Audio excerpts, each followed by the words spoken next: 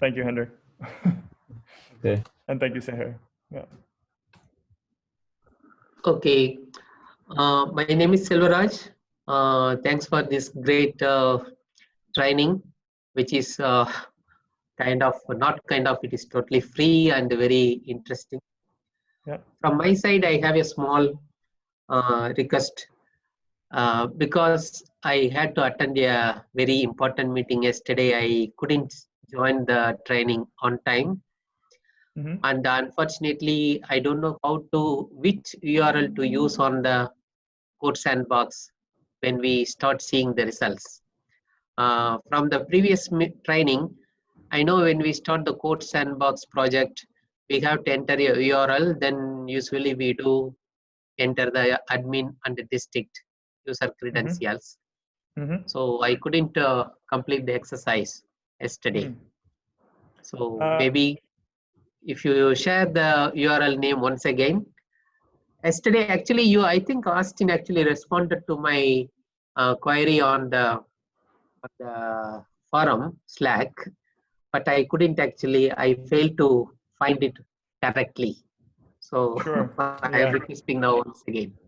Yeah, thank you. So there is a DHIS2 instance that's available for the Academy, as I think everyone knows here. But yeah, the URL for that was in the first presentation that I gave. So it would be difficult if you weren't able to join at the beginning, I would imagine. It is also, however, in the on the Academy page. So if we go to the Academy itself, the Academy page here, which is application development part 2. Oh no, sorry, this is not what I wanted. Don't sign in. Yeah. You need to be signed in and registered for the course. Oh, it is here. Yes. I think it is on the right side, useful links. Our DHIS2 instance for the workshop. Yes.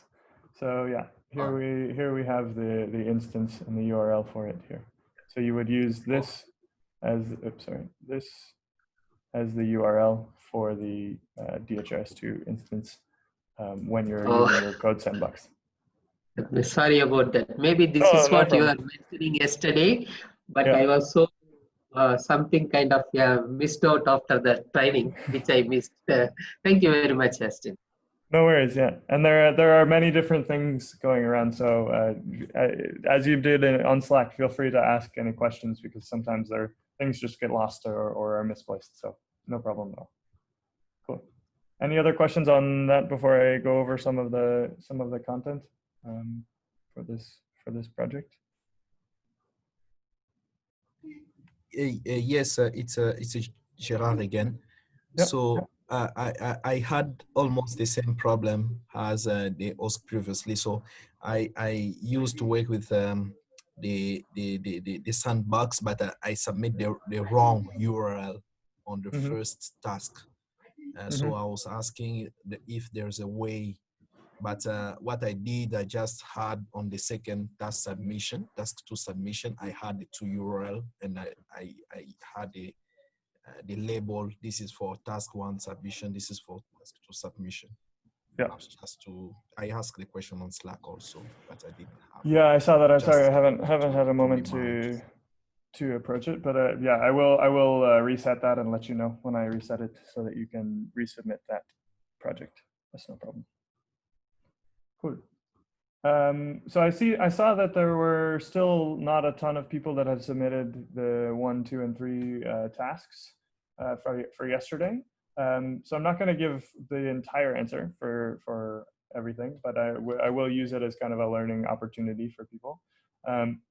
So first of all, let's look at the task 1 submission and just kind of review what that task was and how you might go about it. So for our exercise 1, which is task 1 here, just have to use any type of advanced data query in the simple code sandbox that's shared here. You just have to use one of the advanced functionalities or features of the data query and data engine to, in this simple code sandbox. So let's go ahead and open that up, and we're going to do this together. There are many different ways to solve this problem. So ideally, you will everyone will have a different solution.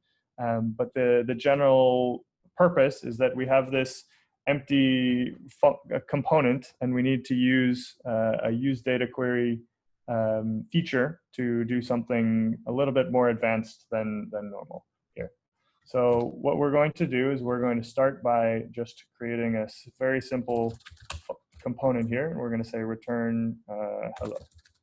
And this is just returning a string, nothing super exciting. But basically what it does is it just returns a string here. And we're going to turn this into something that uses data query in an advanced way.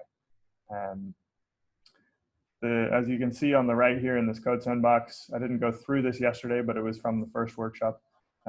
It should reload the, once it's loaded the first time, it should reload the code sandbox on the right here so that you actually show your application once it's initialized. There we are.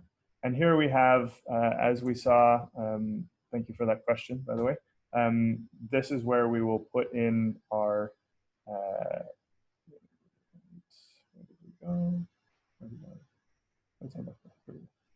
this is where we put our URL for the Academy instance, and then our admin and district username and password.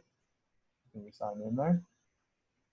And now we have this advanced query component. It just comes from the app.js. Don't have to worry about that. And we have our component is rendered here. So it's just rendering hello. And we could add, let's add some exclamation points, save that. And it should show up here on the right as well. So now we have hello with some exclamation points. Did anyone have trouble with Code Sandbox or with logging into the instance from that application that they weren't able to get through before doing this? Just a thing, Austin, is there Yes. any way to minimize or to even close the browser tag of Sandbox and the terminal when you are using another window for the browser? I don't know. I'm just asking. So you can do this where you just drag it to as small as you like. I don't think you can close it completely, but you can make it very, very small. Okay, yeah, that's what I was doing, but I thought that maybe it could be closed even. Okay, thank you. As far as I know, it isn't, but I'm not a Code Sandbox expert. Maybe some. I think I looked into that for the first workshop. I think you can just minimize it completely, and then what is quite handy is if you click the link on the top right to open it in a different window, then you can have one window for your code and one window for the application, and it should still be doing auto refreshing and stuff like that. Yeah. And so you mean minimize it just like this, so as thin as possible? Yeah, I think they've changed the UI a little bit. Before, when a few weeks ago, you could still minimize it completely just by dragging it to the side. But yeah, I think this is the best it can do now. Yeah. Okay, thank you. Yeah, sure. But so that everyone can see, can everyone see this code, or is it too small? It is too small, please. Too small. Okay, I will use this functionality then.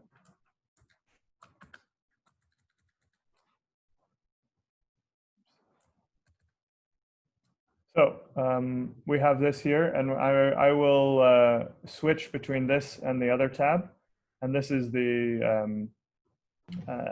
query. Hello. Sorry? Hello. Yes, I was going to say that we had some problem trying to log in yesterday into the instance. Okay. Were you able to solve it?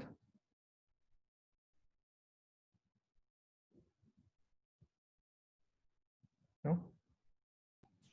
Even now, it is not connected. The URL is correct, and we used admin as username and password. We used district, but when you try to log in, it didn't succeed. Okay. Are you using Chrome? Yes, we are using Chrome. Okay, But I'm gonna cover this because I think a few people ran into this. So I think as few people ran into this, and I think this is very likely what you ran into, Didier. But this is basically the issue that I mentioned yesterday, where in Chrome and soon in Firefox beta channel, the applications that are talking to a server that is not on the same URL as the application will stop working sometimes. So in order to get around that, there's a few workarounds. The main one here is to turn on this same site, or turn off this same site by default cookies flag in Chrome. So you can click this link in this, oops, that not work? Well, maybe the link doesn't work. That is strange. Anyway, so I should change that so that it actually does the link. But you go to Chrome flags, //flags. And then you can search for same site. And you have same site by default cookies, which is one of the settings for Chrome. The URL that you would use is this one if you are using your own Chrome instance. I will share that on Slack now as well.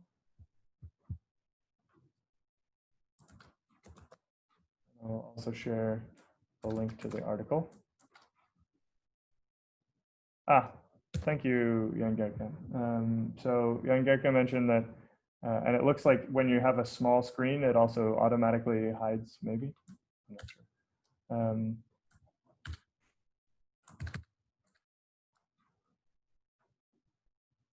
Yeah, but there should be a toggle button also. Let's see. Toggle button for this browser completely, so you can actually hide it completely. So Sergio, that's your answer. You have this toggle preview button that allows you to toggle the browser on and off. Well, that's great. Thank you to Jan Gerke and to you. Yeah, no problem. I'm sorry, I got distracted there for a minute. Anyway, so when you are, your application is trying to talk to a remote instance, it will not work if this is set to the default value. So if you have this as default, and I would have to restart my Chrome browser to make this take effect, then it will look as if you cannot log into DHIS2. That's because the cookie which is how we do authentication, does not connect to the remote server. It isn't included. So there's a whole article about why this happens and how you can work around it in different situations. But mostly for Chrome browsers, if you're running into this issue and it looks like you just can't log in, even though you're using the correct URL, the correct username, and the correct password, you should be able to see and go to same site by default cookies setting in the flags page for Chrome and change this to disabled. So I'm going to change it back to default, which will cause, I have to relaunch Chrome, but it will cause this problem to happen, and we'll see what that looks like.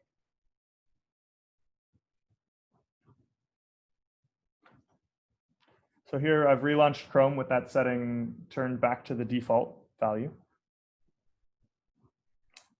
And I'm going to open, so this is the code sandbox in its own browser window. I have the correct URL here, which is the App Dev Academy URL. I have admin and I have district. I'm going to try to sign in and it fails. So it just refreshes, the username and password disappear, which is probably what you were seeing. It looks like the login failed here. So if we actually open the browser here, let's go ahead and restart. We can see a couple things. So this is the main one. This is what's telling you that this is the actual problem you are seeing. It says a cookie associated with the cross-site resource at the URL of the server was set without the same site attribute. It has been blocked as Chrome now only delivers cookies with cross-site requests if they have the same site equals none and secure. This is the issue here. So this is basically saying that it tried to log in to that server and it failed. In order to turn that off, or there are a few different workarounds. You can change the way your server is configured. You can change the way your browser is configured, or you can use a different server. But the way in development, when you're developing applications, the easiest way to do that is to change this same site by default cookies flag from default to disabled, and then restart your browser. And now when this is back up, it's logged in again, so it is working again automatically. Does that answer your question? And feel free, I think it was Didier that had this issue. Feel free to, yeah, if that doesn't solve your problem, maybe there's something else going on, and feel free to reach out on Slack. But hopefully that helps. And I think some other people ran into that issue as well, so hopefully it's helpful for people.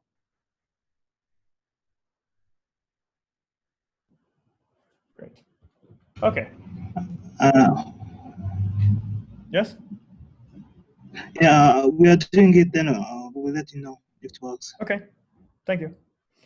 Yeah, I know that has a new feature of Chrome that has just started being introduced in the last month. So it's very, very new. And yeah, it can be quite annoying if you aren't expecting it. But yeah, it's worth looking into. Anyway, we'll continue here now with, I'm gonna make this a little bigger. We'll continue here now with creating an advanced query, use data query technique, using an advanced use data query technique here. So first, let's use create a basic query. So I'm going to give the response a name. So I'm going to say this query is going to be called my result. I'm just gonna, you can call it whatever you'd like. And then I'm going to add the details of this query, which are the resource. Our resource is going to be, let's get indicators. We can also have we could have an ID, we could have params, we could have etc. So let's add some params. So our params are going to be, we're going to say page size 3 and page is 1. So in this case, we're just going to get the first page of 3 indicators. So it should be the first 3 indicators. Let's go ahead and use this now. So in order to use this, we have to create a couple new variables that will destructure in an object. If you don't know what those words mean, basically we're saying that this is, I'll write it 2 different ways. So we have loading error data equals use data query. So this use data query is the main thing here. It's a React hook. We then do query. And this basically is returning an object with 3 properties, loading, error, and data. This is exactly the same as saying query results equals that, and then saying loading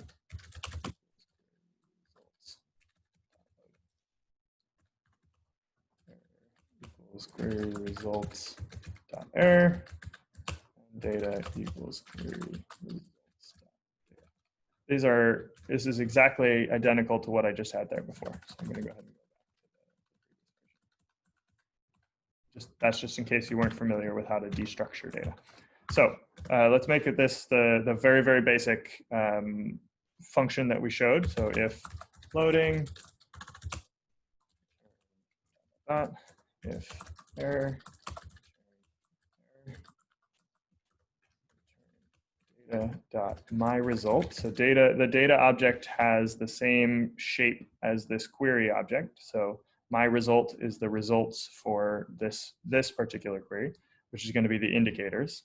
And then we're going to call, that's going to have 2 properties. That is going to have .pager and .indicators. That's just how the response is shaped in that API. So data.myresults.indicators.map, and I'm going to say indicator goes to indicator display. Let's try that. May or may not work. Let's see what happens. Oh, okay, cool. So basically we've gotten, now they're kind of jumbled together, but we've got 3 different indicators here and their display names. and it's only 3. So if we change this page size to 5, we get 5 instead of 3. But this is kind of ugly, so let's change this a little bit. So instead of mapping to, let's move this to the next line. Instead of mapping to just the name, we're going to put this as actually, let's make this an li.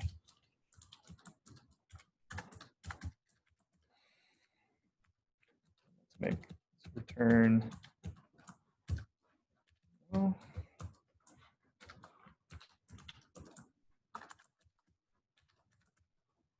So this is going to give us a list of all of the items instead of putting them all on one line. Oops. This we need to make sure is actually referencing the variable. So now we have a list of 5 items here, right? So let's make this dynamic. So one of the simple ways that we said that we could make this dynamic was using pagination. So we could add buttons that say previous, next, etc., and then change the page variable. But instead of doing that, what we're going to do instead is we're going to change the page size. So we're going to make the page size dynamic. As Pete said earlier, the only things that can be dynamic or can be defined as a function in this query are the ID, the params, and the data properties. So let's make the params dynamic. We're going to take an object as the argument to this function, and that the value or the structure of that object is going to have a single variable, which is called, let's call it page size. Seems simple enough. And then we return. So this is another kind of advanced JavaScript or modern JavaScript trick, but this actually returns an object in this case. It's exactly the same as saying this. So I'm going to write it the more pedantic, verbose way. So this page size is not being used yet, but instead let's put it here. So page size is going to be dynamic now. So if we do this right now, what's going to happen? We saw that. Yeah, can anybody tell me what the page size will be in this situation? How many are going to show up? Anyone know? It should be undefined, right? Should be undefined, correct, yeah. So it's undefined because we haven't passed a variable to this query. So if I save that, undefined is basically just means it reverts to whatever the default is. And the default for a list of indicators, I believe, is 20, 50? I don't remember exactly what that is for the indicators endpoint. It's different for each endpoint, but we can define it here. So I mentioned this yesterday, so I'm going to use it as an example here as well. So we're still not passing a page size to this query. However, we could set a default here. So if page size is undefined, I want it to be set to 5, for instance. So this will now set it, if page size is not defined when this query is called, it will always set to 5 by default. Now we could actually override that when we use this query by setting an options object with a variables property. And you'll see that because this is a library that's written in TypeScript and has all these other properties, it's basically exporting the API surface, so it can tell you exactly what the possible options here are. So we have variables, we have lazy there. So it can pop up and it'll actually show you what the available options are for these objects. So we have variables, and that variables returns or should be an object with a page size property. So let's say page size is going to be 3. So now we're overriding this on the default to have a size 3 of page size. So now what would happen? This isn't super exciting because we're just back to what we started with, which is a page size of 3. But if this is undefined for whatever reason, it will be 5, and we can change it dynamically here without changing the query itself. So now instead of doing that, let's say we're going to use this as a prop instead. So let's add a property or a prop to this React component that is called page size as well. So now this advanced query component takes a single prop called page size. We can then define that explicitly and say advanced query component dot prop types equals page size is prop types dot number. We have to import that library.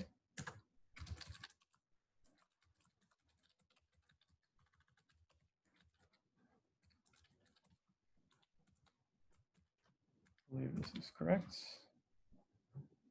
So we now know that there's a page size property, which is of type number, which will define the number of properties or number of indicators that are returned here. And so this is nice because the query has to be static.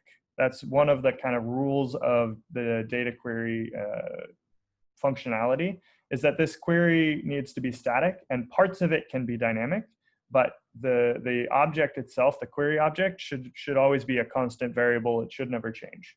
That helps with caching and things that we're going to be implementing in the future. So we create this static query, we pass it to this useDataQuery object, and then we can override parts of it with these dynamic variables. If we pass the variables on this initial load, it will we can use a prop from this component to override parts of that query. So this is one way to kind of do an advanced functionality of this page size. But right now we're not doing that. So right now page size is undefined because we're not passing this prop to this component. So it's falling back to 5. If we go to app.js, we can see this is where we're actually rendering this component, and we can now pass that prop, which again, because it has the prop types defined here, it should give you a hint as to what is available. This takes a number, so we have to pass it a new number of indicators to show. Let's say 10. So now if I save this, it will render that same function with 10 instead of 5 or 3, a page size of 10. This is a nice kind of handy way to use dynamic queries to take props from a function or from a functional React component and pass them into the data query that you're using. So this is just one example of using an advanced query technique that we described yesterday. This one is one of the more basic ones, but it's basically dynamic queries or dynamic parts of queries, and using that specifically with prop types or with props for React components. I wanted to share this example because it's not the same as the example that I showed in the presentation yesterday. It's another way of using the same technique of dynamic queries, but using props instead of a dynamic callback with the refetch function, for instance. Again, there's tons more that you could do with each of these exercises, but particularly this first exercise. So you could have used the onComplete function and say we get the data back from this onComplete, and we say let's do something that isn't super exciting, but we could say alert. Let's actually do something that's more likely to be useful. So let's say console.log data. So if we do this, right, the application itself doesn't change, and I have to go over here to show you the console.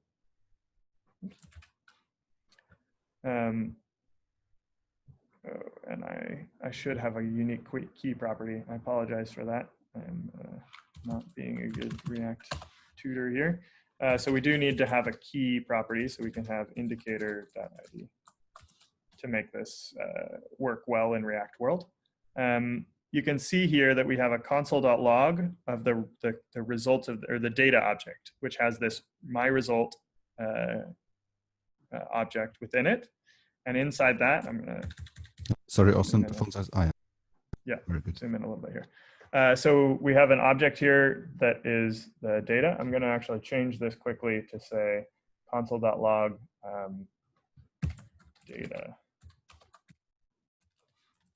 so that we can see that this is actually the log we're talking about. So our data here is an object with a myResult key. The myResult key is the result of that indicators query. We have 10 indicators in the indicators key, and a pager, which has page 1, page count 8, total of 80, and page size of 10. So this is just a nice way using the onComplete asynchronous callback for this use data query hook to log the data when you're done. And this will only log once when the query completes. So if we change this to something that doesn't exist, so non-existence indicators as the resource, that's something that doesn't exist, right? There's no API in DHIS2 called non-existent indicators. If we change that and we look here, we see that we get the error. So we get the proper error handling for this component. Remember, we just are returning if error, return just the word error with an exclamation point. I'm going to add actually also here plus message error, should work. So now we get the actual error message as well as this error with exclamation point. So just showing that the error handling is working. But you'll also notice that in the console here, we don't have that data log. We got this 404 error from this API request because it doesn't exist, but we don't have the result here, the data console.log, because that is in the onComplete callback, which only happens when the data is successfully returned. If we then said on error, error, error, error, like that.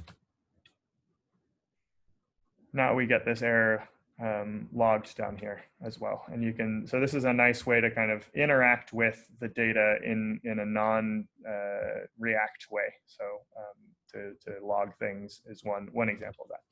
Again, this is exercise 1. There's lots of other things that you could do with this this component. I saw that there were only about 10 or so submissions so far. So if you have any trouble with that or issues with it, let me know.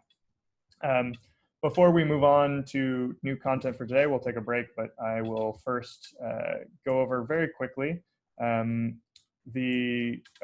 one piece of the solution to the exercise 3.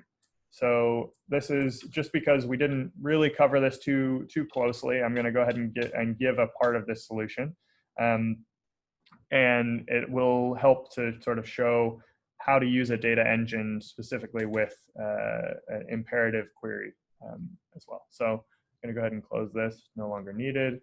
Let's look at this one. So I have this application running locally. Oops, don't anymore. Okay, so this is the Pagination Solution, and I've added, so that the Pagination Solution exists in the repository. I'll commit the full solution in a little bit. Right now it doesn't have the full solution. It basically has the solution to the first parts of that exercise. So exercise 2 has a solution to exercise 2 without the bonus. So this exercise 2 has how to do pagination with refetching, et cetera, like that. That's all available if we look at the GitHub Academy page.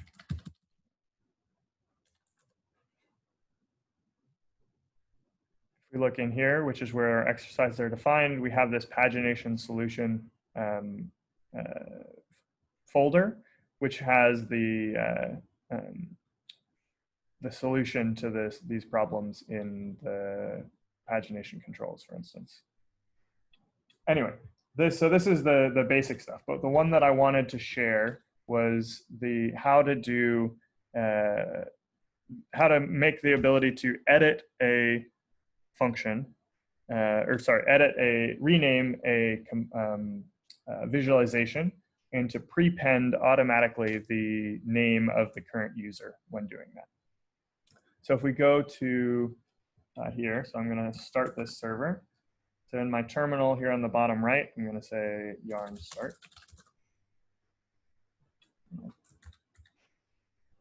Use this a little bit.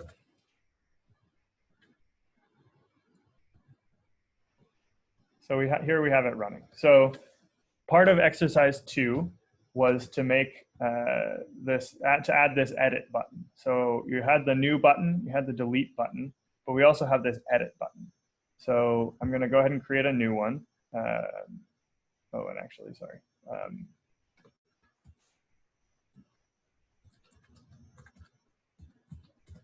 So I did a little bit of a trick here. In order to kind of make this a little bit easier to work with, I added this filter to the visualizations query. So I'm creating a filter where I'm only showing the visualizations that have the username of the current user. Somebody changed it from John to Joan, which is nice. But I want to only show the visualizations that include the words Joan drawer in them. So that's why you're only seeing 2 pages of 6 or so here. But the new visualization that was just created is down here. If we see that as I click this new button, we're going to get several of these Joan drawer new visualization objects. I'm going to go ahead and delete those as well, so I don't have too many of them. Delete that one. So now we have only one page. The one at the bottom here is the one that I've created. These other ones are ones that other people have created and working on this exercise. So this Joan drawer new visualization is coming from the new button, and that's what we want to do, right? So the task in exercise 3 was that instead of this just creating a test, it should create username and then some other name. So how do we actually do that? That's what we're going to cover here today. So in the create new visualization button, this is where I've actually done this change. I'm going to show you the I'm actually going to show you the diff here. So previously, the version of this on the left is what was how we previously did this. So on the left, we basically just said, when we click on this button, we call this mutate function. The mutation creates a new visualization just with AAA test as the name. And that's basically it. There's nothing else really going on here. However, on the right-hand side, we've added a few things. So first, kind of the obvious thing that you need to do here is you need to add a query for the me resource to get the name of the current user. We'll get into how we actually call that query in a minute, but we needed to create that query. So I added that here at the top. Oh, and this should actually, it's getting all the params, but this should actually just say params. And then I've also changed my mutation so that I can pass in made it dynamic, as we just saw in the previous example, so that we can pass in a name. I'm calling it a namespace. You could call it whatever you want, but that's basically the name of the user. And then the resulting visualization that gets created should have a name of namespace plus these 2 colons plus the word new visualization. And this could be whatever you want to call it. So this could be a test, it could be whatever. I called it new visualization because it looks a little bit nicer. This is pretty straightforward though. So basically we've made the data property of this mutation dynamic. As Pete showed earlier, if you cannot do this, so you can't make the only the name property dynamic here. It has to be the entire data property. So the top part of this function or this change seems pretty straightforward. Now let's get to the bottom part here. So we have the actual component, and you'll see that this change is actually very, very small. It's not super complicated. That's because, so there are 2 different ways to do this. I've gone the approach of using the engine and the imperative query interface rather than using a second hook. So the other way to do this would be to say, use a use data query hook here with a loading, error, and data states above it. And that, yeah, we are not doing that here. Instead, I'm adding a second property that I'm pulling from this use data mutation, and I'm actually going to go back to just looking at the file because maybe the diff makes it a little harder to read. But basically here we have it. So instead of just saying const mutate and then get the loading state from this use data mutation, I'm also going to get engine. So as I mentioned briefly yesterday, every use data mutation and use data query also returns an engine property, which you can use to chain different different queries or mutations or do things in callbacks if you want to. It's recommended to use to use the engine sparingly. So you don't want to use it all the time because declarative data queries are much better than imperative, but I wanted to demonstrate it here. So there's another way that you could get access to this engine, which is what I showed yesterday as well. So if we didn't have that here, now the engine is undefined, but we could say const engine equals use data engine. So use data engine is another hook that is exposed by app runtime. And that you can also use to get the same exact thing as using comma engine here. I'm going to go ahead and get rid of that. So we've got this engine coming back from use data mutation. What are we going to do with that? We're going to use that to fetch right before we create a new visualization, we're going to fetch the name of the current user. So previously, this was just like this. So we were just calling mutate without passing any variables because previously this was not a dynamic query. And so instead of that, we're going to pass the namespace, and the namespace has to be the name of the me user. But where do we get this me object, which needs to come from the API somewhere?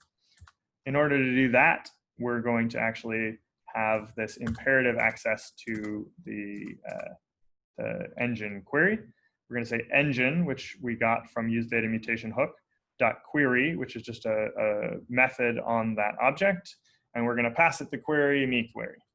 So this is exactly the same as doing use data query, except that it's returning a promise instead of being executing as a React hook.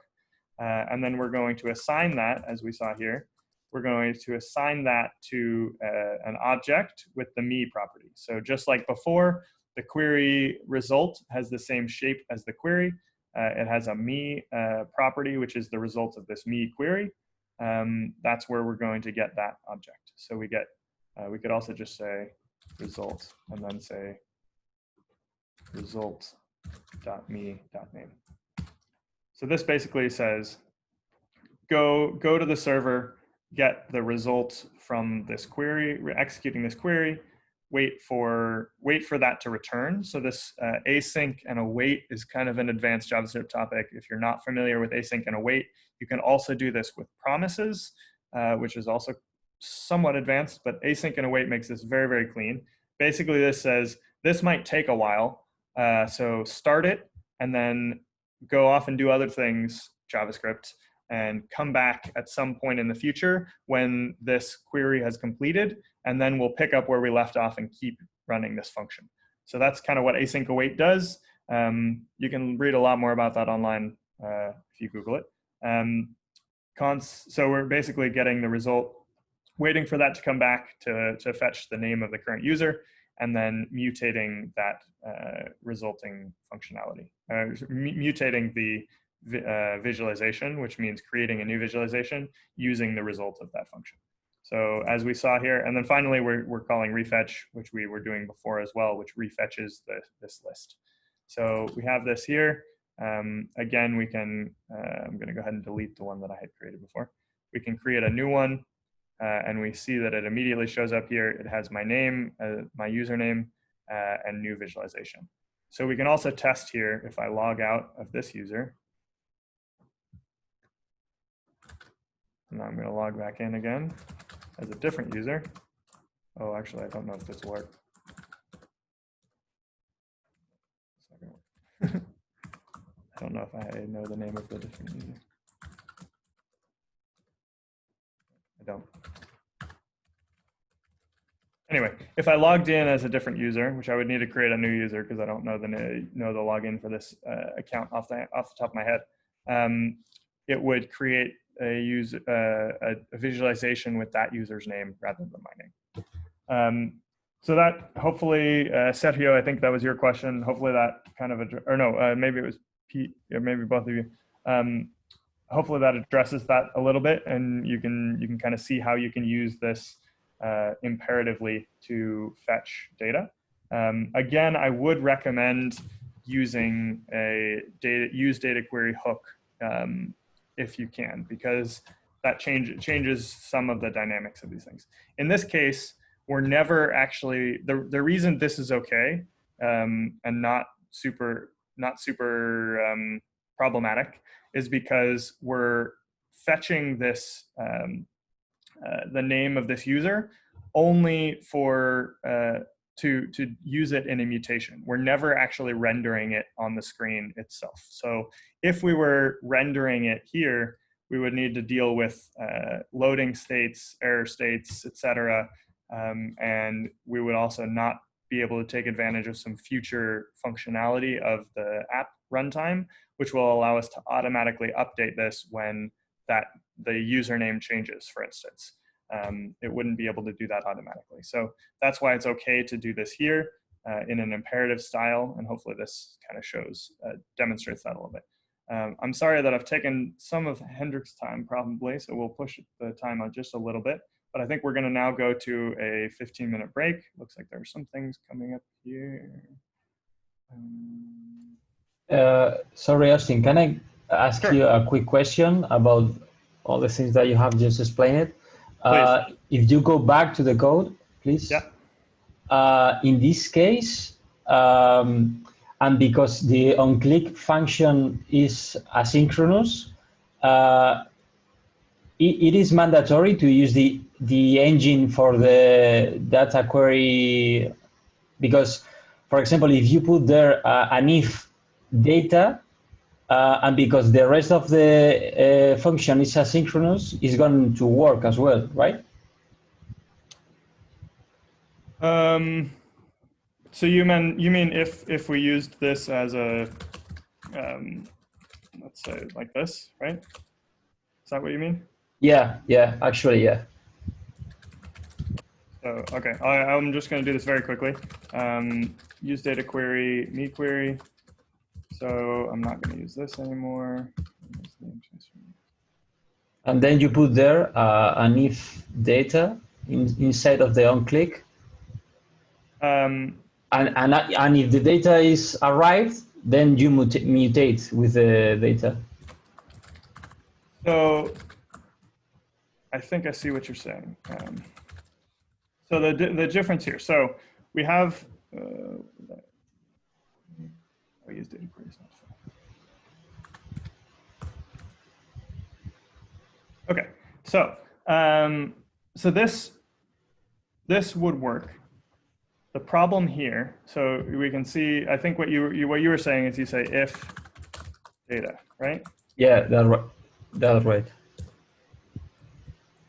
Yeah.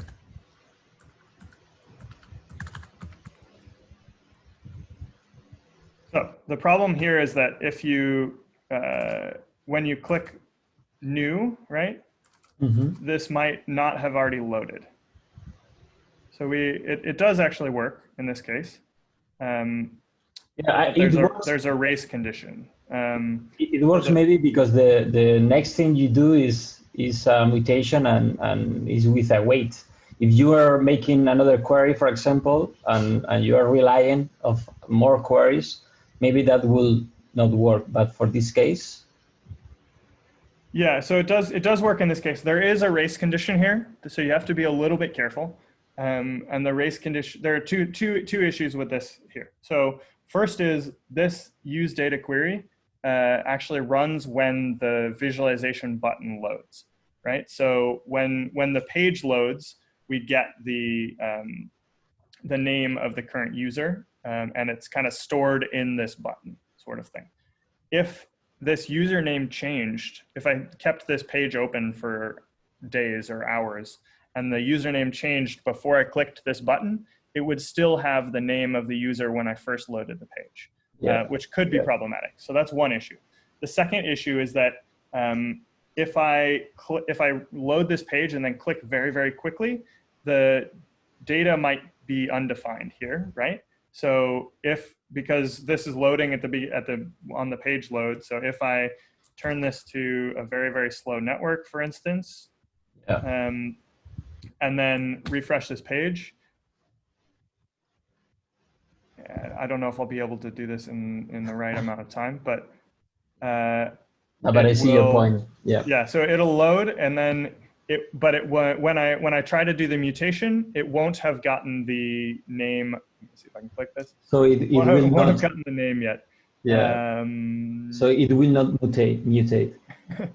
that may or may not have worked. I don't know. Well, no, but I see what. Yeah. So that's another challenge. You could get around that as well. So you could say if query loading or loading, then we disable this button. So the button actually can't be pressed until the query is finished loaded. Yeah. And then you technically don't even need this because the on-click wouldn't happen, but it's safe to keep it there. So that's one way to do it. Another way would be to have a refetch and then call that in the asynchronous function as well. Does that kind of answer your question? Yeah, perfectly. Thank you. Great. Yeah.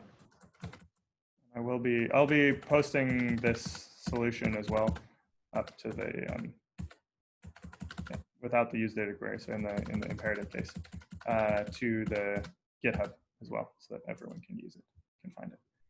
Okay. Thanks for that question. I think that was useful. Let's see. Hints on renaming functionality. Wahed, can you let me know if that? Let's see if this was answered. Pete, was that answered for you? Yeah, thanks. Okay, cool. Just let me know if there's anything left.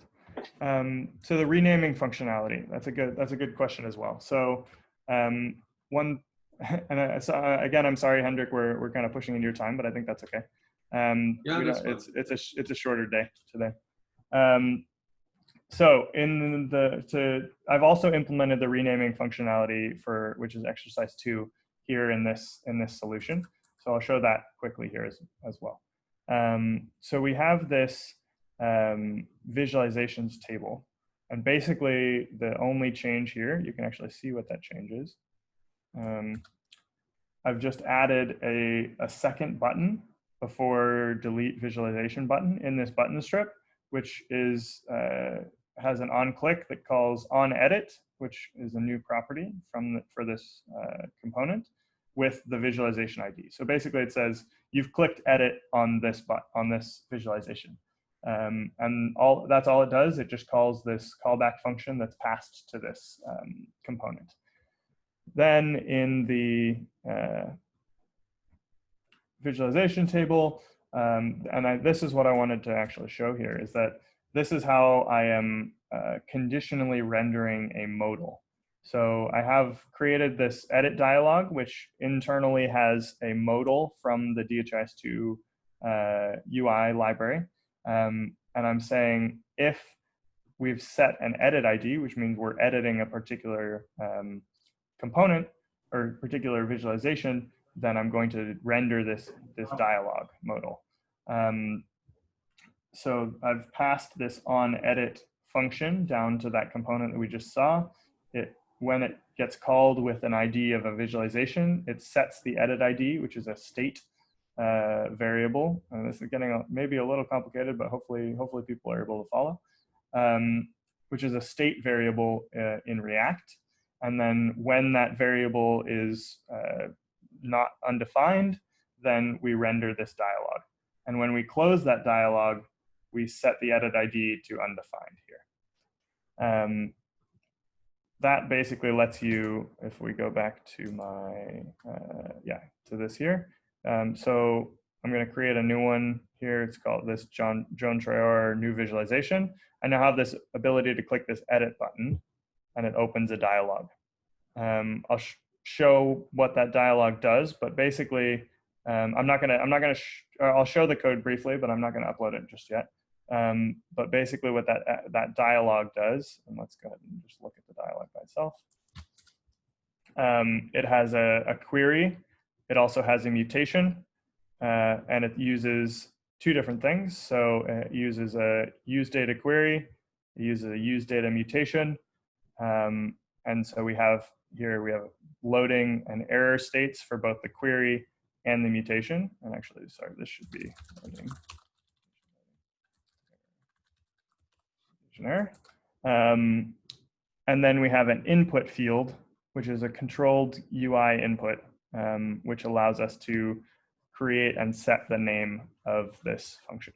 One of the sort of tricky things that I've done here that makes this a little simpler than it could be is that I have this state variable. So I have a name, and then I have a function which allows me to update the name of this state. Sorry, this state. And that's the only thing that I'm using to control this input field input. So the value of this input field is always the value of that name field. It's disabled when we're loading either the query or the mutation. And when we change it, we update this state variable. But the problem with this, if we didn't have anything else going on, is that this name doesn't get set to the name of the visualization on load. So how do we get the initial name of this visualization? Since we only have the ID, we don't have the name, we have to wait until it finishes loading. So I've used this onComplete callback, which basically says, once this query has finished loading, we're going to set the name of this state, set the name state to the name that is returned. This is a little bit of a tricky way to use that onComplete functionality to set a local state variable as well. But it works quite well, because then you can see, actually, if I change this to fast 3G, if I click edit, it loads briefly. So when I initially load this dialog, it's both, I'm going to change it down to slow 3G so we can really see it. It's both disabled and has a ... until the name loads. Now it's enabled. Now I can edit it. Now I can click save. Slow 3G, so it takes a while. It then refetches. Yeah, and it should be in there. Oh yeah, because I have the filter, it's no longer showing up. But yeah, so that's a quick kind of hint and overview of how you might approach the exercise 2. I realize this is, for people that aren't as familiar with React, some of this could be a bit intimidating. So don't feel free to ask questions about React things. There are a number of good resources on the, here we are, on the GitHub. So again, this is the GitHub URL. It's linked on the Academy website. Under resources, there's this prerequisites page, which has a number of good resources linked on tutorials for learning React, hooks, and more. But feel free to ask any questions if you have any questions. All right, let me see if that answered what we wanted to say.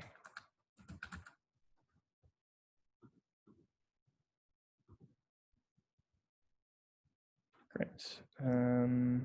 Yeah, okay, I think that sounds good. Yeah, cool. Let's see. Yeah, I think that's about it.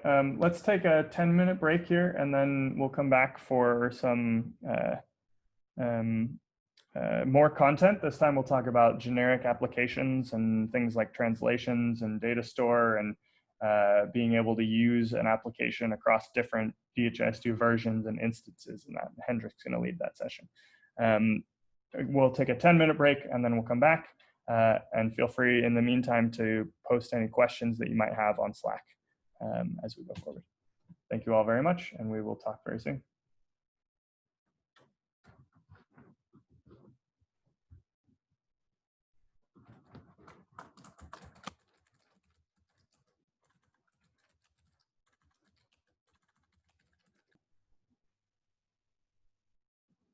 Thank you. Yes, recording now. And yeah, no rush, but take it away whenever you feel like you're ready to get going. Yeah, I think everybody's still here, so I think that we can get started. I'll share my screen.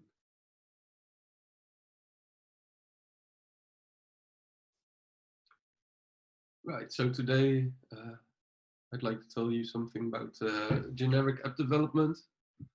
The focus is going to be a little bit more about on best practices and approaches, and we're also doing a little code example. But yeah, this section is we don't have that much tooling available yet for making apps generic, and it's mainly to do with the general approach that you could take to do something like that.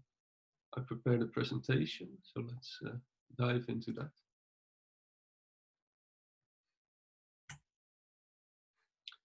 Okay, so as I said, first we will discuss some criteria for generic app development, and also some rules of thumb that you can use and some approaches you could take in general. And then in the second section of the presentation, we're going to dive into two tools that we do already have available now, which is a translations library and a library to interact with our data stores. Yeah, so what actually makes a DHIS2 app a generic app? I think these three criteria are the most important. It should work on all supported versions of DHIS2 core. Can work on any DHIS2 instance and supports any locale. We're going to dive into all of these 3 points a little bit more now. Okay, so about version support. In the core team,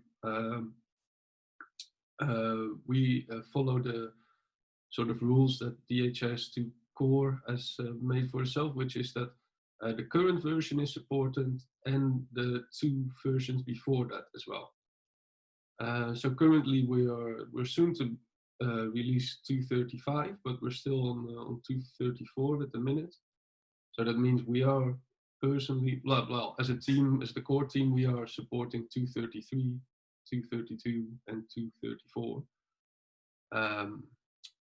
Having said that, for custom apps, this isn't really a strict requirement, especially because we are going to be moving to the App Hub. And if you deploy an application to the App Hub, you can specify exactly for which versions of DHIS2 core your application is supported. So in that way, you can basically just choose which version you would like to support. But if you would like to build a truly generic app, then I would say try to support at least 3 latest versions, as we all do. So if you would like to make an application that does support these 3 latest versions, then obviously you would start testing against all these 3 versions and see if your app works as expected. You can also, of course, read the release notes of the DHIS2 core to see if there are any breaking changes mentioned that could be relevant for your application. So, and if you do encounter discrepancies in the API, for example, or features that are not supported in an earlier version but are supported in a later version, then There are two ways of going about this. I think the first method is the one I would advise you to try and use, and that's just to keep one single code base for your application. For example, just publish the master branch, and handle the differences between DHIS2 core versions in the application code itself. So, for example, I've built the messaging app a while ago. When it was first released, there was no support for attachments, but in later versions, the support for attachments was introduced. So in that app, I can read the system info or the system settings endpoint, and I can find out which version the app is currently running on. And if it turns out to be a version below the version number that introduced attachment support, then I don't render the attachment components, and I make sure that different like put and post requests are updated a little bit. So it's basically the messaging app is one code base, but the behavior differs between versions. The downside of this is obviously that you have to write some conditional code and make, you have a little bit of added complexity in your application. But I think compared to the alternative approach, which is just to start maintaining different code bases for each version branch, I think the first approach is preferred, because, considering you can have to support 3 different versions of an app, that means 3 different code bases, and then backporting things, and a lot of overhead. So if it's a simple thing to do, I would advise you to handle it, handle the differences within a single code base. Okay, then there's another thing, the DHIS2 instance agnostic apps. What I mean with this is that you could have the same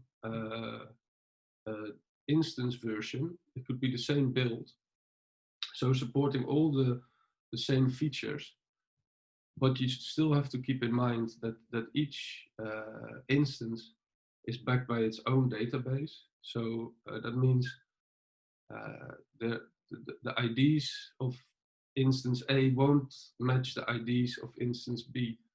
So if you have any hard-coded IDs in your application, that means it basically only works on your own instance, and it won't be working on any of the other instances. So that is definitely not advised to use hard-coded IDs. So instead, what you can do is you can either, maybe you can search for a certain entity by name or by other criteria, and set the ID programmatically in the application when it boots. Or you could offer so some additional UI elements in which the user can select certain entities, which are then obviously linked to an ID, and then you can get started with the app. Instead of using a static ID, it's basically an ID that's being set when the app runs. And then, and this is especially useful if the configuration of an application is a little bit more complex, then it's good to include a dedicated UI for the app configuration. And to do that, you could we have a data store endpoint and a user data store endpoint available on the web API. And we're going to go into more detail about that later, but the main thing is that you can store arbitrary data there that can then be used by your application, and that way you can have a sort of fixed IDs and things like that that are specific for an instance that can be used by your application. Yeah, on top of the fact that each instance obviously has its own database, it can also have a specific configuration. For example, the one instance might have support for sending emails and sending SMS directly, while another one might not have that. And your application might be relying on some of these features.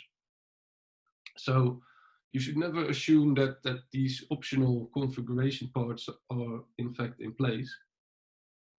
And instead you should try to find out a way how you could validate whether the instance that the app is currently running on, whether that has the correct configuration in place when the app boots.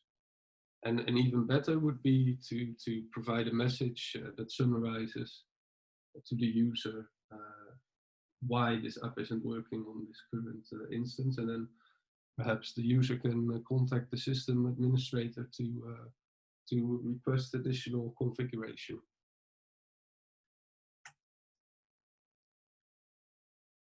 And lastly, for an app to be generic, it must have support for multiple locales. What we already have support for is multilinguality. So we can translate strings and do interpolation. We're going to go into that library that does that for us in the second part of the presentation. But also things that would make for a generic app is to have multi-calendar support and right-to-left support. But this is something that is still being worked on. We are planning to offer tools for that. The HS2 core has support for multiple calendar systems, not just the Gregorian one, but also some more exotic ones like Nepalese. And on the front end, we're not quite there yet, but we're planning to add different components that do offer support for that in the future. So I'm going to explain a little bit more about the data store and the user data store as a tool. Then we're going to have a little break, and then Austin's going to explain a little bit more about the I18 and the translation tools that we have in place. So basically the name is pretty self-explanatory. The data store endpoint can be used to store app-specific JSON data for all users. So that's data that's specific to the application, or in actual fact, it's to do with namespaces. But for an app, we can assume that one app would take up one namespace. And anyway, the data store is a place where you can store arbitrary JSON data that's perhaps necessary for an app to run, like the app's configuration. So for example, going back to the example I gave before about having a custom configuration user interface in place, that would probably be some sort of form, and then from that form you would probably post to the data store, so that the next time the app boots, the app will fetch the configuration from the data store, and it won't have to offer that configuration user interface again. Similarly, the user data store also works based on a namespace, but within the namespace you also have a user ID construct. So that basically means you can store user-specific data for a specific application in the user data store. So that could be just if your app offers some form of user preferences, then that would be the ideal place to store that. And we have a tool for that available, the DHIS2 App Service Data Store package. It's still a work in progress. Austin wrote it, but I've already used it in some apps that I'm working on, and it works great. And there's also a application available in DHS2 core where you can do these things. I'll try if I can show you that as well. Okay, that's this app. Here you could create a new namespace.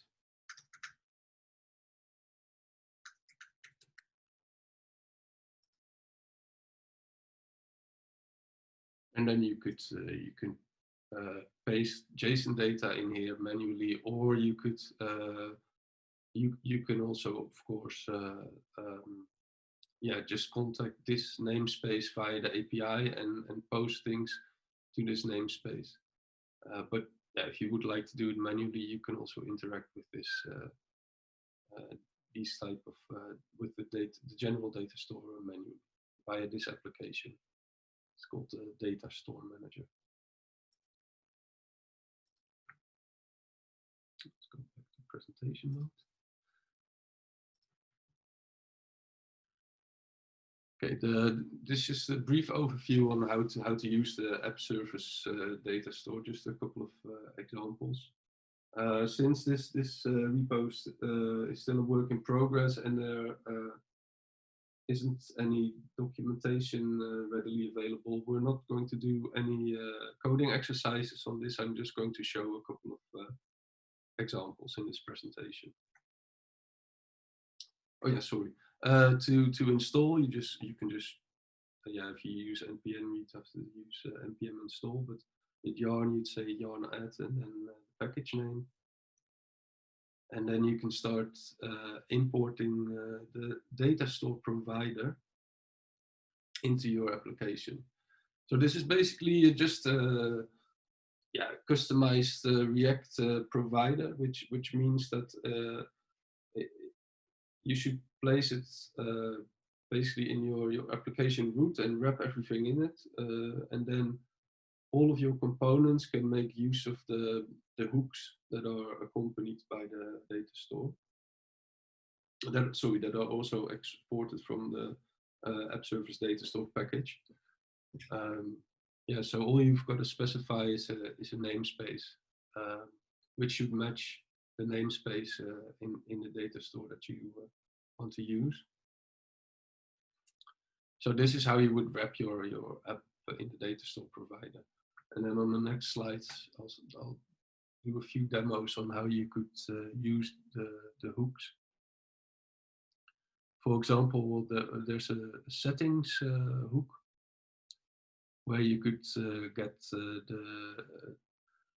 we distinguish between use setting. So that means I want to get one setting, and use all settings would be something where you just get all of the different settings for a certain namespace.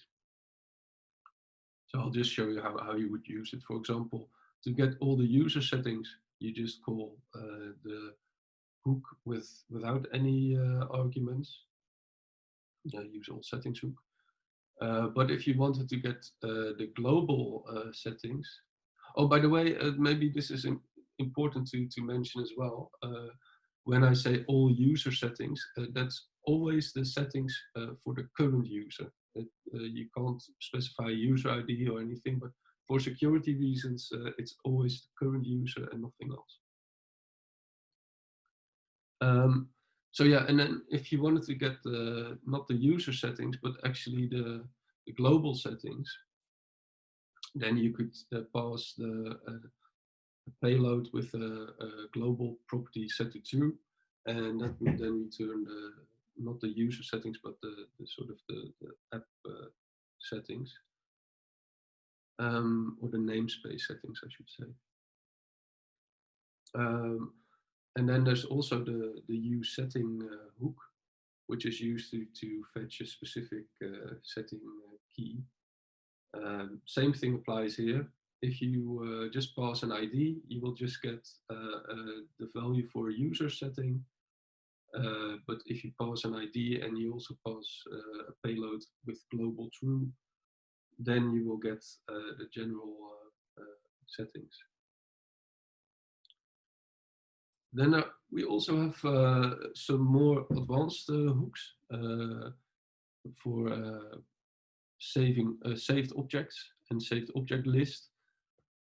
This is basically completely analogous to what we were seeing before.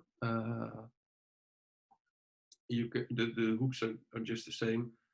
To get all of the objects you would call the object list hook, that would return it for the current user. Passing global true will give you the saved object for the namespace in general, not by user. And then the use saved object hook works the same as well. You always pass an ID, you get a specific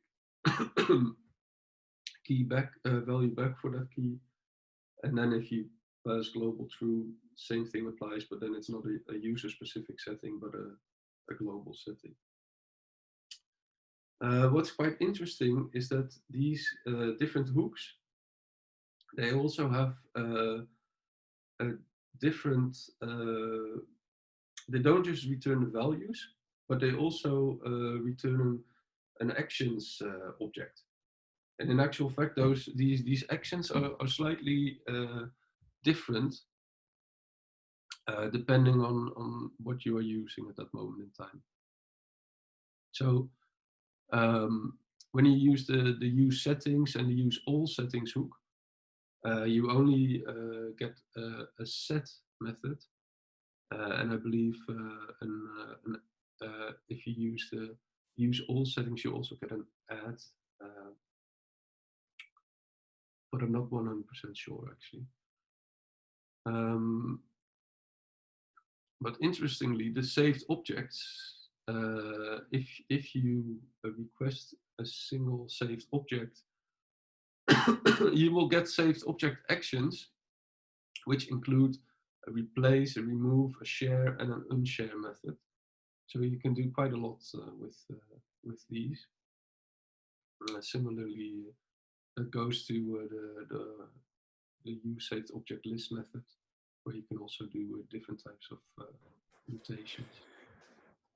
I should just jump in there and say that that's all correct. I think it's only a set method. So for the settings, even for the multiple settings endpoint, and then I should also mention that sharing of saved objects is not currently supported. We will be adding that at some point in the future, but it's not currently implemented at this point. Okay. And I can give like a quick demonstration of an application that's using the saved object concept after the break, if that's helpful, Hendrik. Yeah, I think that would be great. Cool. Yeah, and I think it's a good time to jump in, because I think now we can take a small break, and then you can take over with the I-ATN part. Sure, sounds good. So we'll just take a quick 5-minute break. Feel free to ask any questions and explore the documentation if you're want to really gung-ho to keep looking at things. But then we'll come back in about 5 minutes and we'll talk about a little bit more about some of the saved objects concepts for the data store, as well as I-ATN and translations after the break. Thanks a lot, Hendrik. That was really great. All right, thank you. Cheers. See everyone in 5 minutes. Really useful. Thank you. Thank you. We will talk a little bit about the last topic that Hendrik mentioned, which is something called saved objects, which may not be immediately clear to everyone what that means. What is a saved object? How do I use it? Why would that be useful for my application? So I'll cover that a little bit and show some examples of both settings as well as saved objects in the DHIS2 applications. So to start with, I will share a little bit. Let's actually go out of this. So here,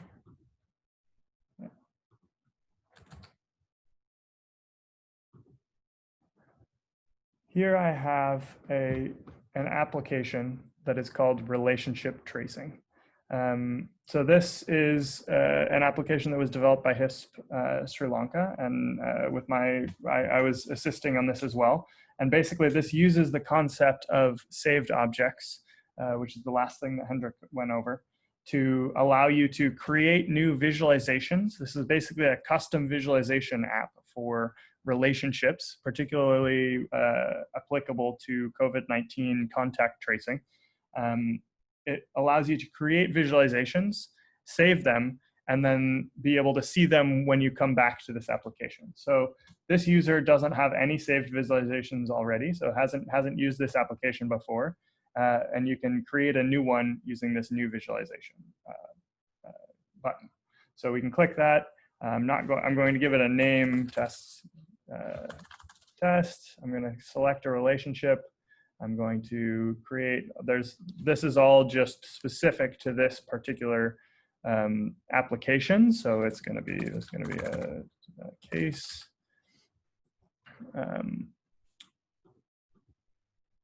Yeah, and then this is going to be a contact. This is specific to this application. It's not something that you really need to care about.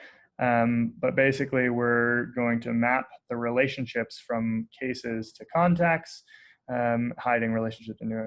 Anyway, I'm just basically configuring this application, and specifically a visualization that I'm calling, I'm going to say contact tracing, in this application. So I'm going to click Save. And then it's going to load the application. I'm not going to get into what this application does or how you use it, but basically you could do something like this, and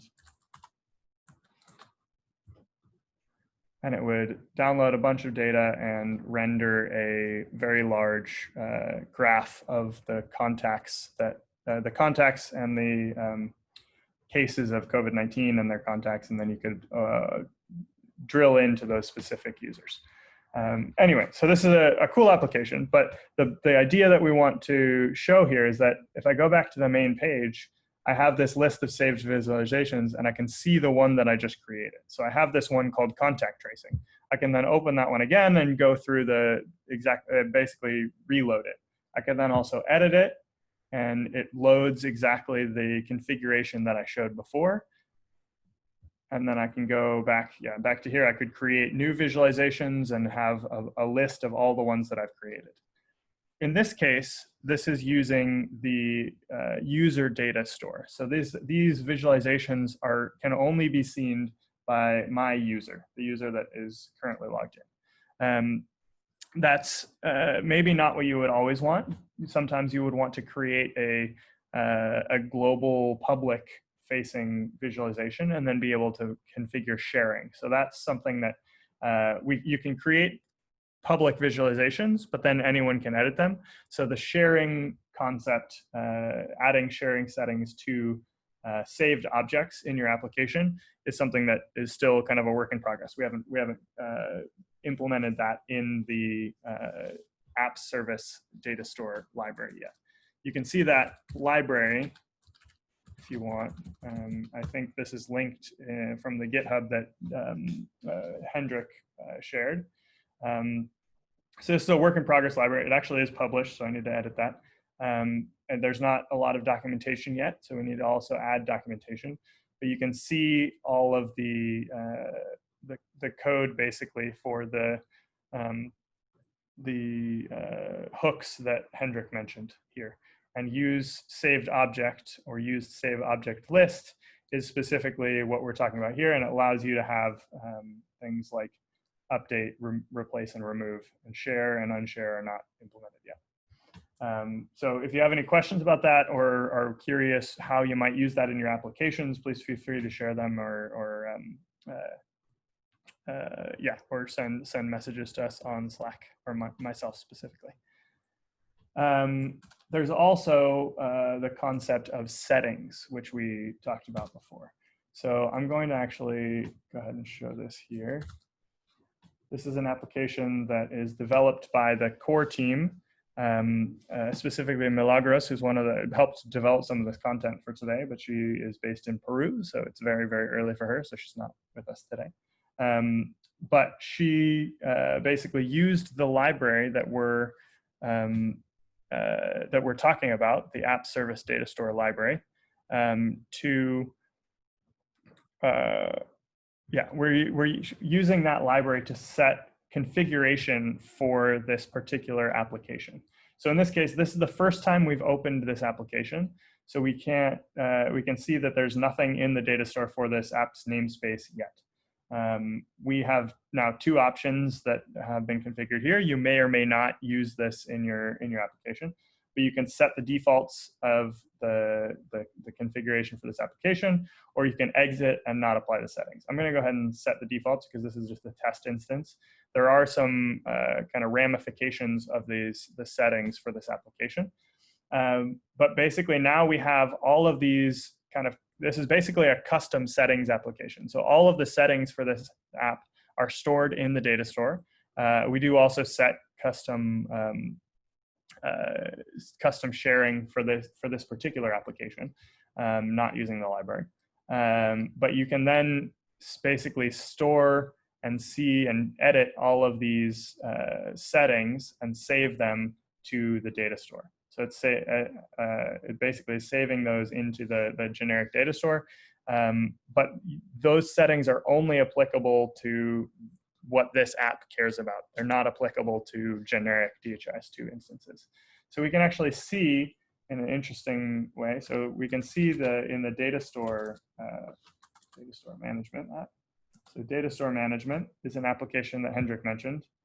And this has all of the different namespaces that have been defined for this particular instance.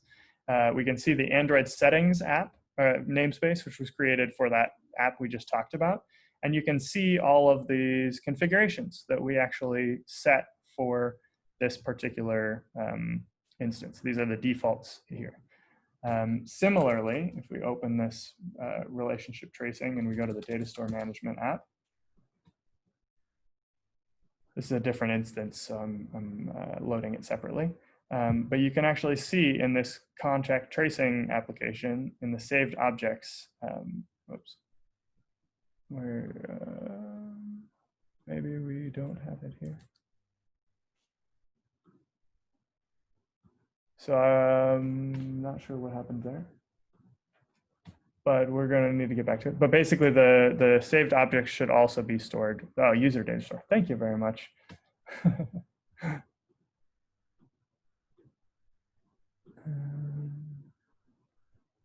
So this is showing the.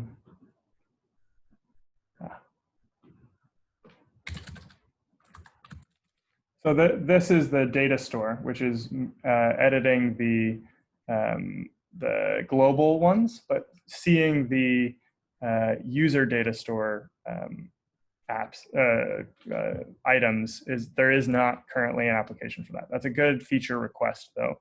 That was just Carlos Tejo who just mentioned that. That's a good feature request for this data store management app, would be to see your current user settings as well. But this is the global settings, and so it's not going to show the user settings, which have the saved objects for this particular application. But they would also appear similar to these in the DHIS2 data store management app. Anyway, just wanted to give a quick kind of overview of what settings might look like, what saved objects might look like, and how you might use them in an application before I move on to translations, which I will now cover. Here we are. Present. Okay, so what is internationalization or translation or I18N? What is that generally? Hendrik covered it briefly. I18N stands for internationalization because there are 18 letters between I and N in the word. So it's just an abbreviation of that. Basically, internationalization means taking words that are written in one language and translating them to another language, as well as things like taking numbers and dates and translating those to different locales.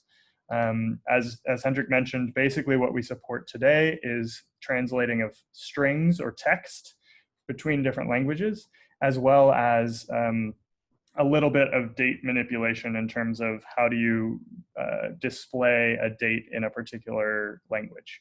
But we won't get too much into the date handling today, but you can look that up as well. We use the library Moment for that. So if you want to Google it, you can find the Moment library. So what does our implementation of I18N or internationalization do? Basically, it does a few things. So it during the build process of your application, it scans all of the source code files, finds any strings that are tagged as internationalized strings, and puts them in a specific file called en.pot in the I18N library or directory. It then allows you to translate those strings into other languages in similar files in that same directory, and then generates more generates actual code to translate those strings on the fly when you load your application based on the locale of the user that is currently logged in.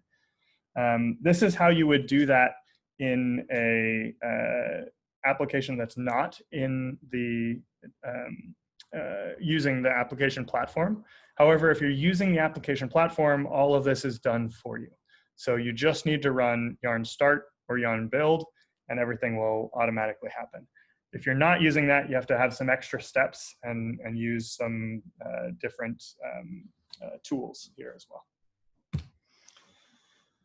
So how do you use it? This is basically when you're somewhere in your code, particularly in a DHIS2, a React component, and you have a string that says, for instance, just hello world.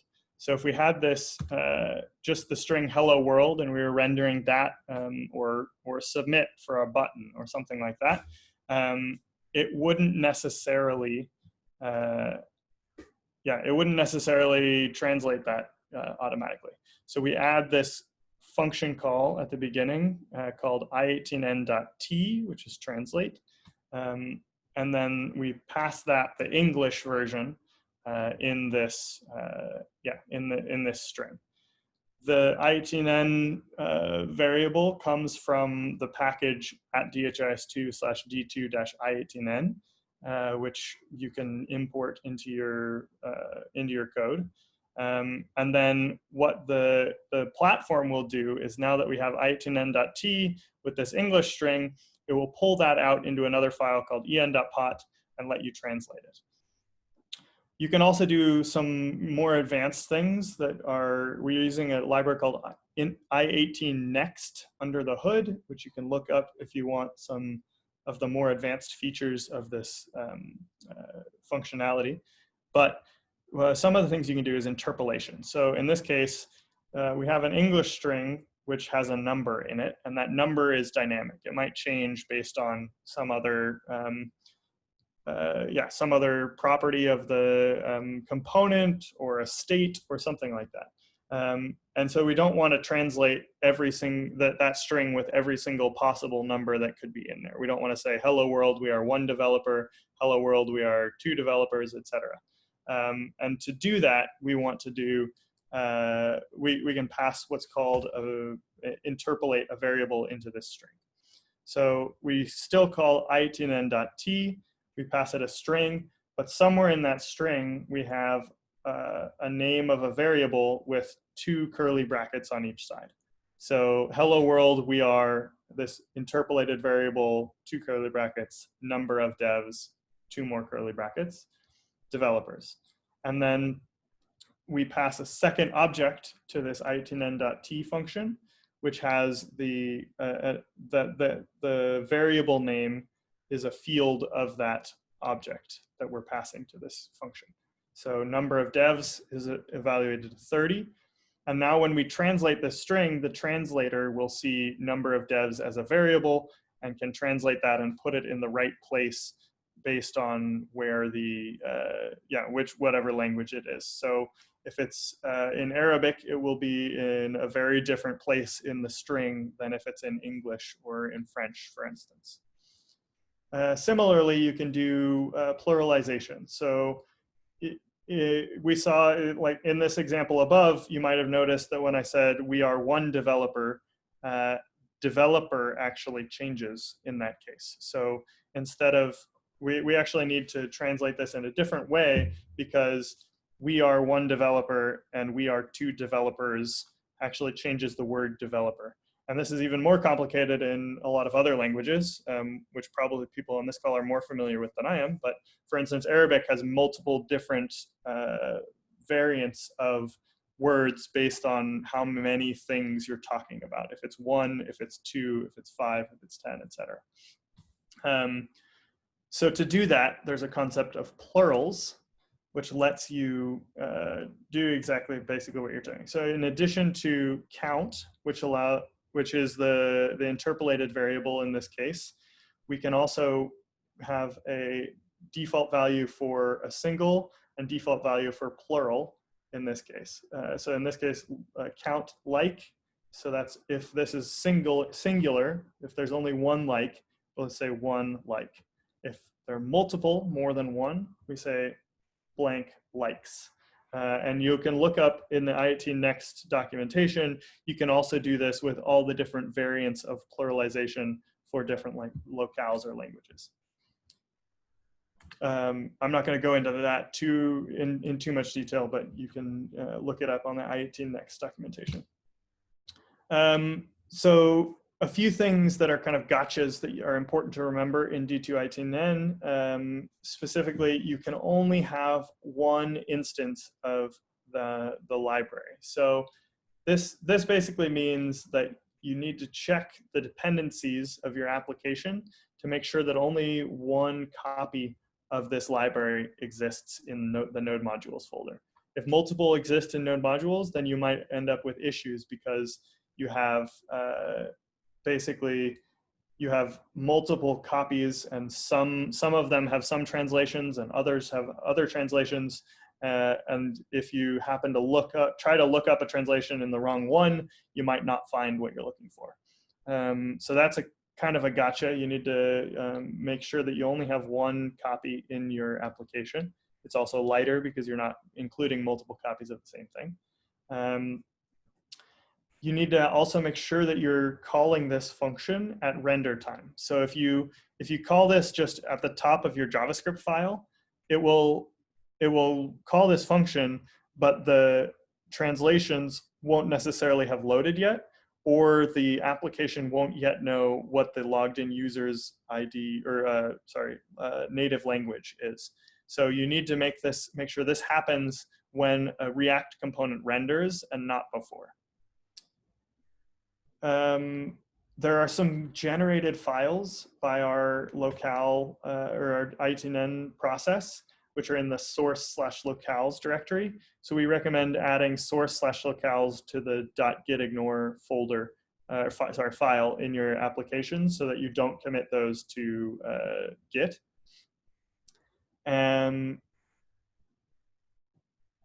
Yeah, so multiple versions of dependencies with translations. So sometimes you might end up with multiple copies of a single dependency. If each of those has different translations, you're going to end up with issues because they're going to overwrite each other. So you need to only basically as the same as this first point, but for other dependencies that you might have, other libraries, DHIS2 libraries that you depend on, like UI, for instance, you want to make sure you only have one copy of that in general, not multiple copies. And then finally, the app platform generates this index file, which does the loading of these translations. We're going to streamline this in the future, so we're going to make a lot of this easier. But basically, you need to import that file somewhere in the application. Usually that's in source/app.js. But if you don't do that, then the translations never get loaded and it looks like everything will just always be in English. So make sure that you're importing that file as well. That was a very quick overview of D2I2N. I'll give a quick kind of code example after the break. But for now, does anyone have any questions about anything that was just covered, from data store to our libraries for data store and D2I2N to internationalization to how to make apps generic? Any questions just right now off the bat before we go to a quick break? Sorry, Austin. Yeah. Can you explain a little bit the difference between settings and objects when you are using the data store? Sure. Yeah. So they're basically the same thing. The difference is that an object has a generated unique ID, whereas a setting has an ID that you know from the beginning. So a setting might be if you could like customize the title of your application, for instance, you would have one setting called title, and you would be able to edit that, but it would always be called setting or called title. With the concept of objects, you have basically just a list of objects with random IDs. You start with none, and when you add a new one, it generates a new setting with a random ID, and that becomes something that you can then reference later, and you can list all of them and that sort of thing. Does that answer your question? Yeah, pretty much. Thank you. Yeah. And we will be kind of fleshing out that concept. So that's a concept that is it's not native to the data store, for instance. It's just a concept that we've implemented in the data store library that we shared. So it's just JSON in the data store. It looks just the same as settings, but it's a concept that is helpful when you're trying to save and load and create and delete objects, arbitrary numbers of objects from the permanent data store, if that's helpful. Any other questions? Yes, Austin. Yes. So my question is that I just want to understand the process of translation. So when we use a function like items.t, it means that it's going to pick the system setting in DHIS2 core when we configure the language, or we have to specify a local or something, because I don't see anywhere where we can pick the target language. That's a good question. So it uses the language of whatever user is logged into DHIS2. So and if you're using the platform, it will do that automatically. If not, then you have to do it manually. But I'm going to I'll give, just while we're here, I'll give a very quick example of how this might work. Actually, I'm going to do this after the break. So I'm going to prepare something really quickly and show an example of how you would translate and see that translation when you change the locale of your user after the break. But basically, it uses the locale of whatever user is logged into DHIS2. So in DHIS2, a DHIS2 instance, we have our user here, and we have the settings of that user. So for instance, my interface language is set to English, but if I change it to French, and that's updated, and now I go back to my application, you can see that nothing's changed because this application doesn't have translations set up. And actually, maybe I messed up this user. But you can see, for instance, in this dashboard, that we have tableau de bord instead of dashboard here. We have everything is written in French, or should be written in French. Oh, this is an older version of the of the instance. But you can see that you have a lot of the strings translated to French for this application. Data visualizer is going to be, and actually that should be translated as well. This is an older version of must be a very old version of 234. This has all been fixed, so I'll show that as well. But I'll demonstrate this after the fact. But the idea is that in your settings, you can set the interface language. You can set the interface language, and that is what it should be used for your application. Yeah, this has a lot of issues that have now been fixed. I think this is an older version of 2.33, 2.34. Apologies for that. Yeah, we'll take a quick 10-minute break. If anybody else has any questions, feel free to post them on Slack, and we will discuss them shortly. Thanks, everyone. See you back here in 10 minutes. As well as some, yeah, you can continue to work on the exercises from yesterday since there were more of those, and ask any questions about those as well. And there will be a short quiz to work on as a group during the breakout session. So we'll do that in just a minute, but for the moment, I'm going to share my screen and show you translations in an application. So this is, again, the same application that we were working on before. So this is, in this case, let's go to, here we go.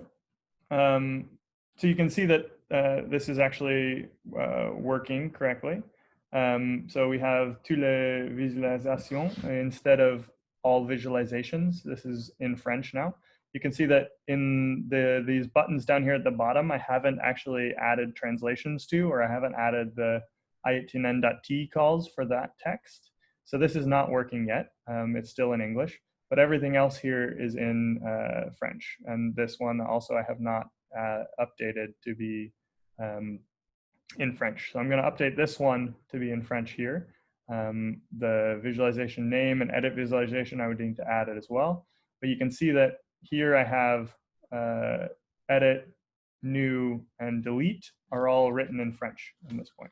And that's because my user here is set to French. If I now switch back to English and go back to my application and refresh, I get all visualizations, new, edit, delete. So I'll show you very quickly how I've done that, and then we can go break out into the breakout sessions. So let's go back to the code. So the main point, I'm just going to look at the app.js to do this. So previously, this just had all visualizations. So this is what it looked like before. So we have an H1 tag with the word all visualizations here, but this is just pure text. It doesn't have a function call, so there's no way for React to know that this needs to change to, or the app platform to know that this needs to change to something else if we're not in an English language. So I'm going to put this back in. First, I import. If you remember, one of the gotchas was that you always need to import the locales/index file, which is generated in this by the app platform. So you can look at that. You can see it. You can see index.js. It's auto-generated by the generation function of our platform. You can also see the individual translations for each of your locales or languages. This whole locales directory is generated, so it's not actually committed to Git.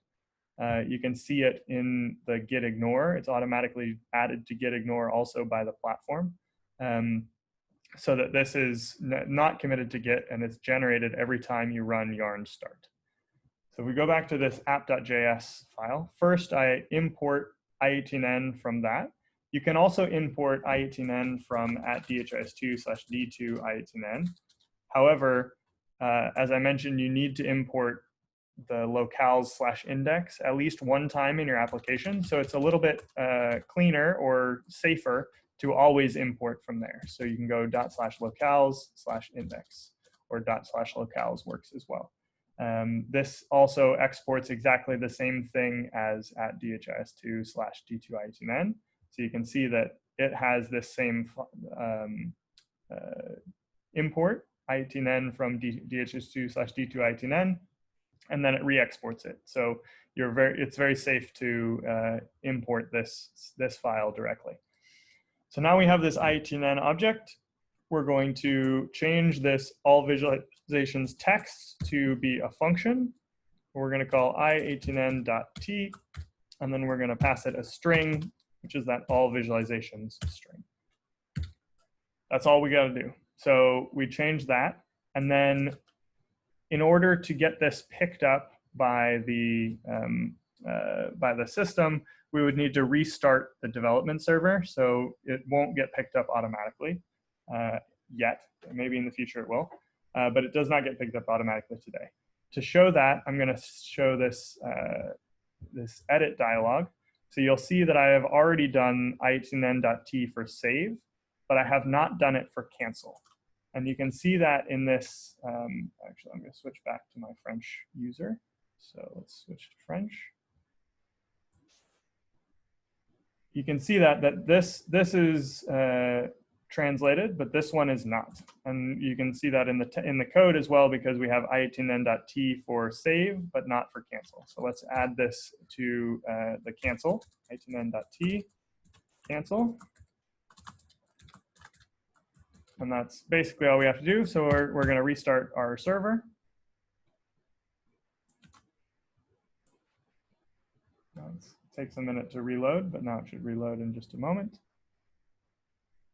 It's reloaded, modify. Why is that still cancel? So this is something that could be another gotcha, but you'll see that this, you can actually see it in the output here when I reran yarn start. We're writing 6 language strings to en.pot. So this is writing the language strings to the English version. So if we look at this generated file, which we do commit to Git, so you see that it's in green here on the left side, we have an i18n folder and an en.pot.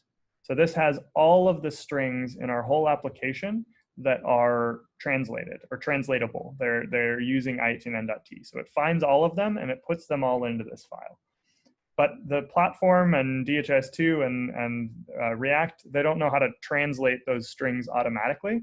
So we only have the English version, which means that we will always, if we haven't specified a translation for a particular string, like cancel in this case, it will always fall back to that English version.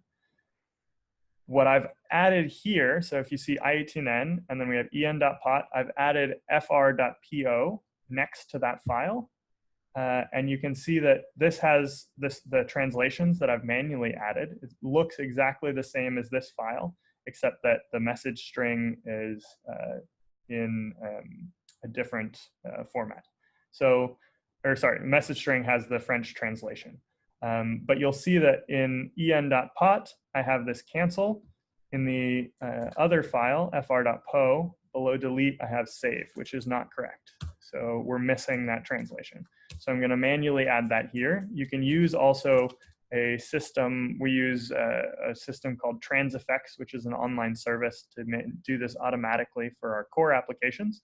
But you can also do it manually. So I'm adding this cancel string, and I'm going to add the translation of cancel into French here, right? So I'm going to add that there. So if we now, again, if we just refresh this page, it's not going to pick it up because we need to restart the server. So we're going to restart the server here. This will reload. And now we have the French translation of that cancel string. So that was just a quick example of how DHIS2's i18n library works, how to use it in your application. You should ideally, right, to make this application truly generic, every single one of these English strings, so things like first, previous, page, next, last, edit visualization, visualization name, all of those should have translations into every language that you want to support. And it makes it easy to do that, but you still need to do the work of making sure that all of the strings are translated to all of those languages. Yeah, that was my quick kind of overview of translations in DHIS2 applications in the platform. I saw one question: support caching strings automatically. I'm not sure what you mean by caching strings, Mohammed. If you could, if you want to unmute yourself and ask that question, or if you want to specify in there, that would be great. How do you add new languages? Okay, so how do we add new languages? So in this case, we have en.pot and fr.po. If I copy this en.pot file, I'm gonna go ahead and paste it underneath here. I'm gonna rename that to, because, yeah, so I'm gonna rename that to es.po. So this is gonna be Spanish. So in Spanish, we're gonna have las o los, I don't remember.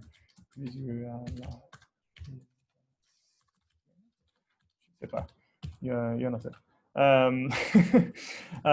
For instance, and then we could say, let's say,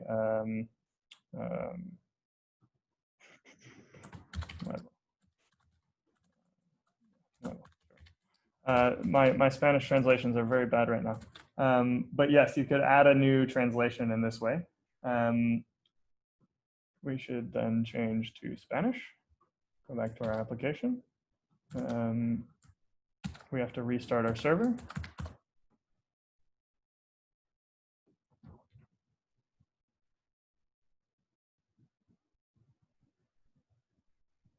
And we should see nuevo. Yeah. So I haven't translated any of the other strings, but we have the nuevo word here instead of new. Oh, and we also have todas las. I think it would be las visualizaciones. It's really hard to say. Another question we had here. The contents of the file, local FR translations, that's JSON. Yes, so you should not edit the translations, for instance, fr/translations.json. This is generated when you start your server. So do not edit these files directly. You edit them in the en.pot, es.po, and fr.po. And those are what's used to generate these other translation files. Good question as well. Looks like Mohammed maybe is asking about the caching, but we are running out of time, so I'm going to, I'll answer that tomorrow morning perhaps. But for now, we can break out into quickly and maybe for 10 minutes into breakout sessions to work on the quizzes. The quiz again is in the in our Academy page. So if you go to your Academy account, log in, see the course DHIS2 Application Development Part 2. On the left-hand side here, you will see day 2. We're on day 2 now. You have this quiz for making apps generic. So there are 5 questions, I believe. Should be a little bit more straightforward than the ones yesterday, but there are more questions. So work on these together with your team, ask each other, and you can call me as well, or ask the instructors as well on Slack, or we'll be going around to the different breakout sessions. And we will reconvene in 10 minutes to kind of wrap up for today and introduce the exercise. But we'll start by breaking out into breakout sessions and then working on these 5 quiz questions. Let me know if you have any questions. Alice or Mathieu, are you able to break us out into breakout sessions, or should I do that? Yes. Can you make me host? Yes, I can. Thank you. It will take a few minutes. Okay.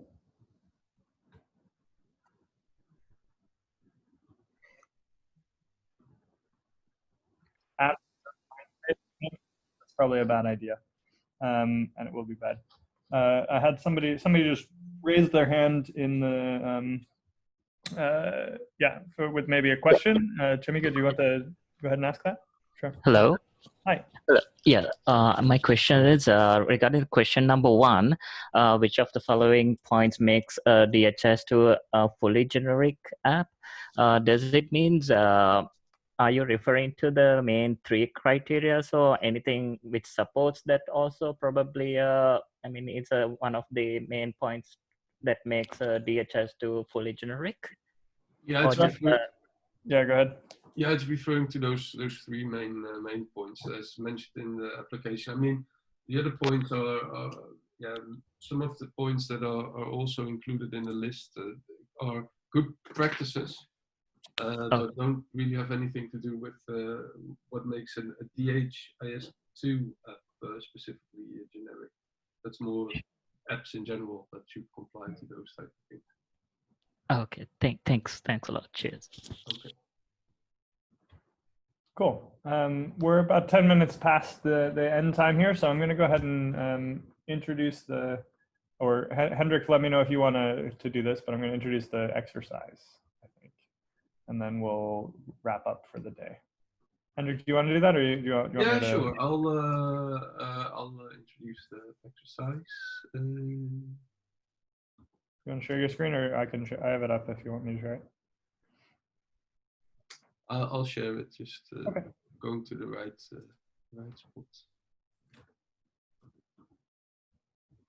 Okay.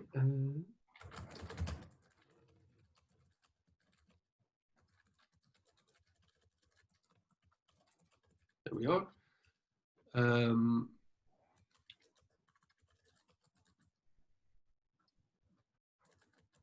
Yeah, so basically this is just a small exercise to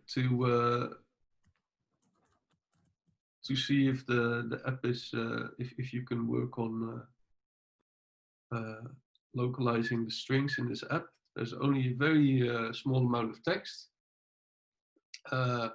And to make it a little bit more complicated, we've included a plain string, but also a string that will require you to use the interpolation functionality of I18 Next. In the README, there are also some instructions.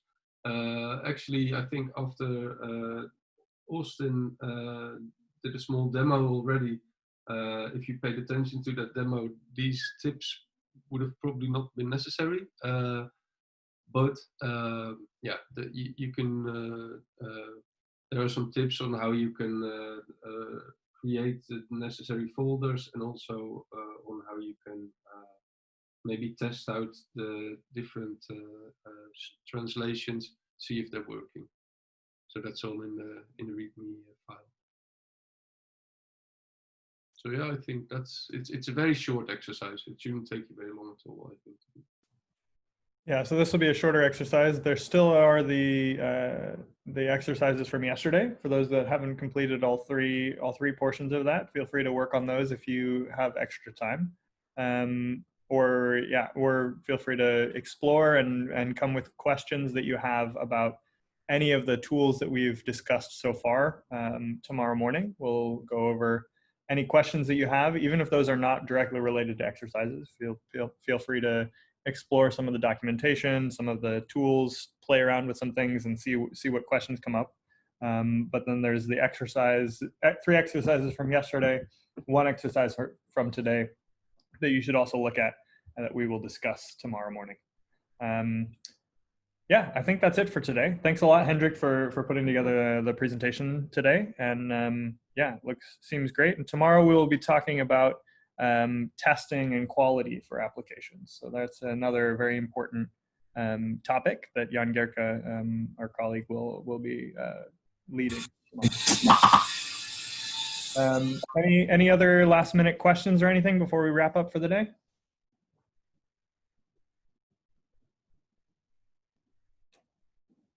Seems like that's a no. We will be on Slack, so if you have any questions, feel free to ask them on Slack, and we will, answer them there or tomorrow morning as well.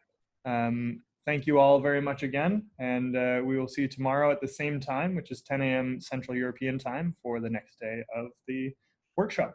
Thanks, everyone. And oh, sorry, one more thing. Apologies.